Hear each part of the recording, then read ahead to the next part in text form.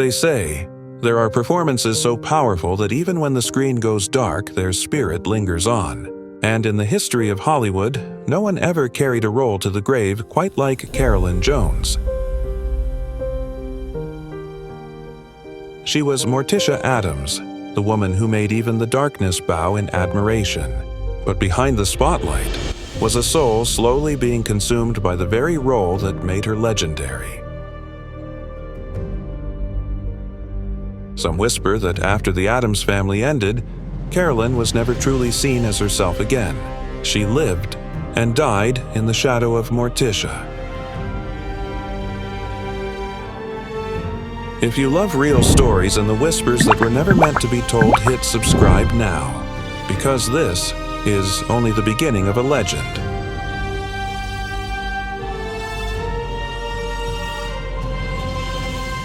In the glittering world of Hollywood, where a single spotlight can turn someone into a legend overnight, there was one woman who made all of America both shiver in fear and fall under her spell. Was Carolyn Jones, the actress who became Morticia Addams, the most hauntingly seductive wife in television history. With her icy gaze, velvety voice, and the elegance of a midnight dream, Carolyn turned the character into a symbol of sensuality, intelligence, and exquisite loneliness. Audiences adored her. Hollywood praised her.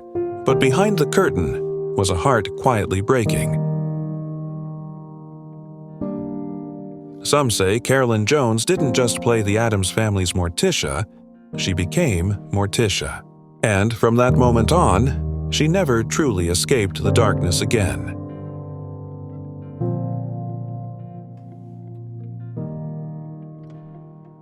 Carolyn Jones was born in 1930 in Amarillo, Texas, at the height of the Great Depression. Her childhood home was quiet, almost hollow. Her father left when she was just 4, leaving her mother, who struggled with agoraphobia, to raise her in loneliness and poverty. Carolyn's early years were spent confined to her bed, battling crippling asthma. Inside that stifling little room, her only window to the outside world came from movie magazines. The luminous faces of Greta Garbo, Bette Davis, and Joan Crawford shone like stars against the dark ceiling of a fragile little girl's world. That's where a quiet dream was born, to escape the poverty, to leave that room behind and step into a world of lights and applause. People say that on nights when breathing was hardest, Carolyn would stare at the ceiling and imagine herself walking down a red carpet. Perhaps it was in those very moments the light chose her, and in choosing her, it also promised to one day burn her. What do you think about this? Don't forget to hit that subscribe button so you won't miss the hidden stories behind Hollywood's brightest lights.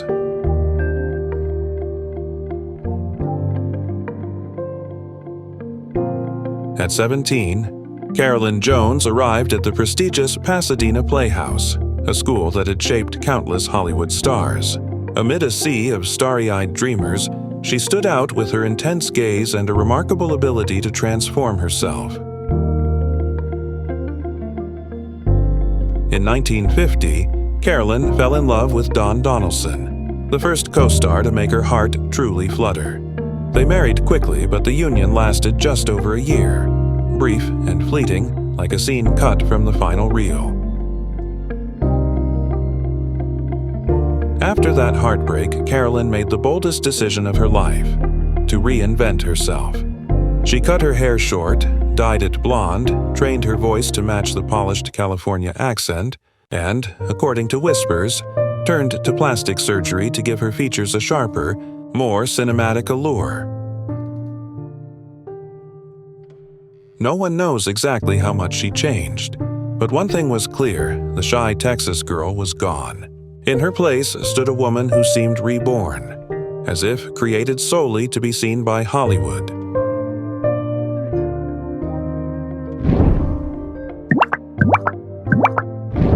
1952, Carolyn Jones landed her first role in The Turning Point, a title that seemed almost prophetic, marking the beginning of a life filled with unpredictable twists.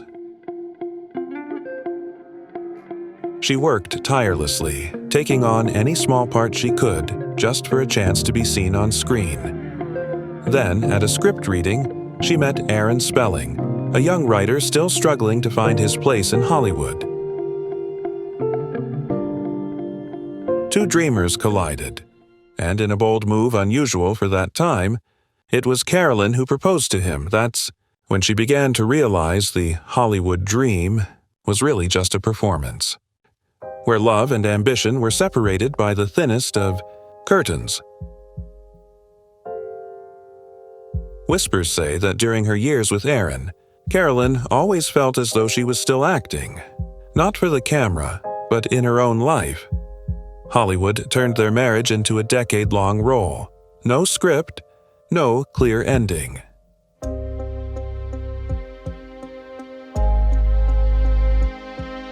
In 1953, Carolyn Jones appeared in House of Wax, one of the first 3D films in cinematic history. It was a small role, but enough to make critics take notice of the girl with the sad eyes and a smile that seemed to hide a secret. Just 4 years later, The Bachelor Party, 1957, catapulted her into the ranks of A-list stars, earning her an Academy Award nomination for Best Supporting Actress. That night on the red carpet, she glowed beneath the flashing lights. People said it was the moment Hollywood truly saw Carolyn Jones. But few knew that this dazzling night also marked the beginning of her slow unraveling. Rumor has it, when the winner's name was announced, Carolyn kept smiling, but her hands wouldn't stop trembling. Not out of disappointment, but because she understood. Hollywood only gives you enough light to shine for a moment, and then it lets the darkness swallow you whole.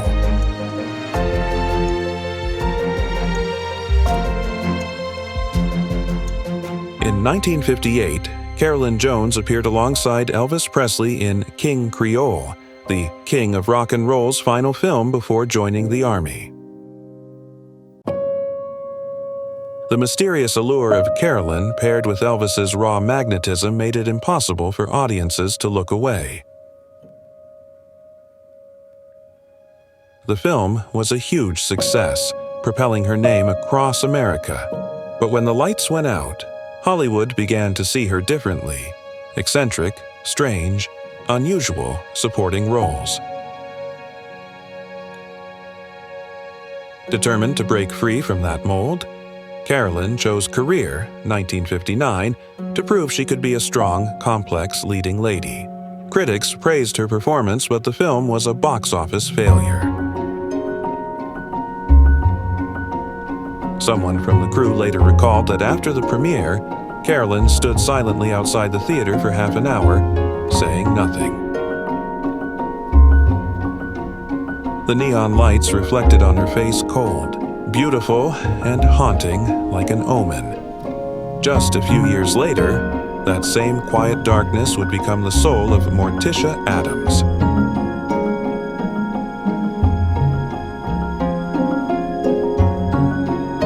While Carolyn Jones's career began to stall, her husband Aaron Spelling's star was rising fast with a string of successful television projects.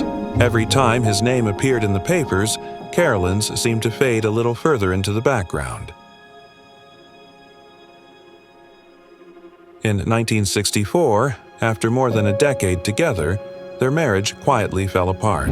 That same year, just when it seemed Hollywood had closed its doors on her, Carolyn received a peculiar script titled The Addams Family. It was a story that would change her life forever. When she read the character description for Morticia, a woman so beautiful, even darkness would admire her. It said Carolyn broke down in tears. Perhaps she realized she had just found the role that mirrored her own soul. The series premiered in September 1964 and instantly became a nationwide phenomenon. As Morticia Addams, cold, sensual, and commanding, Carolyn was crowned the Queen of Black and White television. But that light came with a cruel price. When the show ended after just 2 seasons, no one wanted to see Carolyn in any other role again.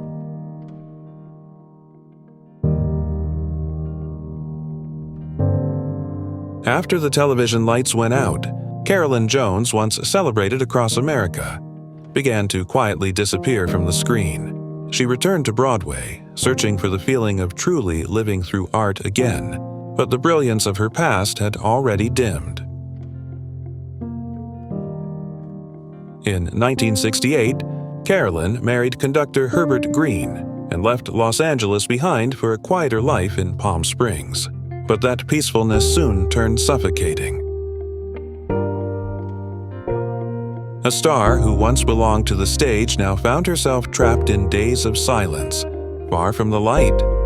7 years later, she made a bold decision to leave it all, the house, the marriage, and the past, and return to Los Angeles to start over. It's said that before leaving Palm Springs, she wrote a single line in her diary: "Morticia isn't dead, and neither am I." A message, equal parts defiance and despair.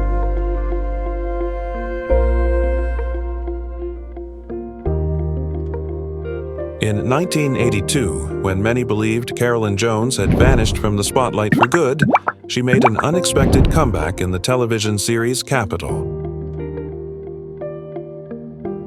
By then, she was battling terminal colon cancer, but Carolyn still showed up on set every single day. She wore a wig to hide the hair she'd lost to chemotherapy and masked her pain behind layers of makeup. Colleagues recalled that despite her frailty, she always smiled and said her familiar line, "I'll act until I can't stand anymore." For her, acting was no longer just a profession, it was breath. It was life itself. No one knows for sure if it's true, but legend has it that on her final day of filming, Carolyn looked up at the stage lights shining down on her face and whispered softly, "The light is still here. That means I'm still alive."